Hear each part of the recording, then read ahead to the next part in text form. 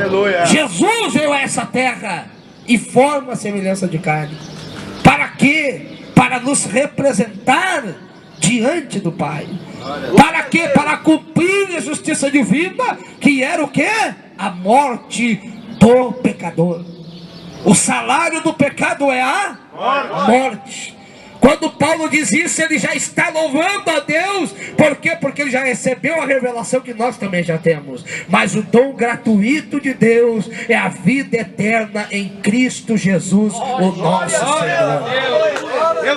Agora, meus irmãos, Jesus, ele palmilhou essa terra. Ele se fez carne. E ele veio representar a humanidade.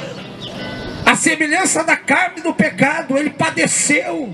O autor aos Hebreus diz que ele foi tentado em tudo, para hoje compadecer de nossas fraquezas. Ele foi tentado em tudo que nós somos tentados, mas ele não pecou por nos amar. Ele não pecou por vir com o propósito de representar este homem pecador que somos eu e você, para representar a humanidade e cumprir toda a justiça divina, sepultando o velho homem, ou seja, morrendo na cruz do Calvário, para que nós, pela fé nele, viéssemos viver em novidade de vida pela ressurreição de Jesus Cristo. E ele venceu, ele ressuscitou um novo homem. Aleluia, com uma nova natureza, com um novo corpo, aleluia, o qual ele está representando o homem perfeito na terra. É por isso que não há, meus irmãos, salvação senão em Jesus. Porque Jesus, pastor Rafael, foi o único, é o único, melhor dizendo, que representa a humanidade diante do Pai. É por isso que ele disse: eu sou o caminho, a verdade e a vida, e ninguém vem a Deus Pai senão por mim. Glória a Deus. Não existe, meus irmãos, como homem ser salvo senão pela via chamada Jesus Cristo. Não existe como homem, aleluia, dizer que é um homem salvo se ele não está em Jesus. Mas a Bíblia diz que aquele que está em Jesus, por quê? Porque ele venceu esta natureza que leva o homem à morte, e ele ressuscitou em uma nova natureza. E a Bíblia diz que aquele que está em Cristo Jesus, nova criatura é. As coisas velhas se passaram e eis que tudo se fez novo. Oh, glória ao nome de Jesus. É por isso que quando o homem vem para Jesus, ele é transformado, ele é mudado. Por quê? Porque ele recebe a natureza nova para viver em novidade de vida, porque agora ele está em Cristo Jesus. É por isso que aquele que está em Cristo Jesus deve se batizar, para confirmar também o sepultamento da velha natureza.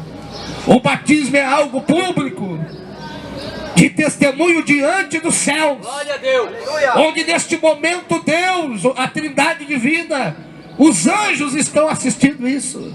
Glória a Deus. Mas também o diabo e os demônios estão assistindo isso.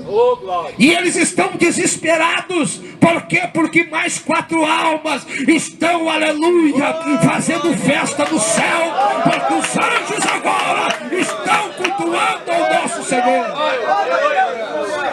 Aleluia. Mas também o batismo é algo público diante da igreja. Glória a Deus. A noiva do Cordeiro. Glória a Deus. E isto, meus irmãos, a igreja, ela não é algo terreno, ainda que ela é dotada de homens e mulheres. Existe uma organização, mas a igreja é um organismo vivo. Glória a Deus. A igreja, ela é espiritual. Glória a Deus, aleluia, Jesus. E Paulo tinha essa revelação, Pedro tinha essa revelação, entendendo que eles eram forasteiros e peregrinos nesta Glória terra, a Deus. e que eles eram cidadãos do céu já. Então, meus irmãos, a igreja, vocês que vão fazer parte da igreja, a Bíblia diz em Efésios capítulo 4 que nós fomos batizados no mesmo corpo. A Aquela palavra batizados no mesmo corpo significa imersos no corpo de Cristo, inseridos no corpo de Cristo. No momento em que uma pessoa está se batizando nas águas, confirmando o sepultamento daquela velha natureza, que agora lhes traz tristeza, que lhes traz vergonha daquilo que vocês praticavam, do eu, daquela velha natureza pecaminosa. No momento que vocês estão sepultando para viver em novidade de vida, vocês estão sendo inseridos na igreja. Glória a Deus.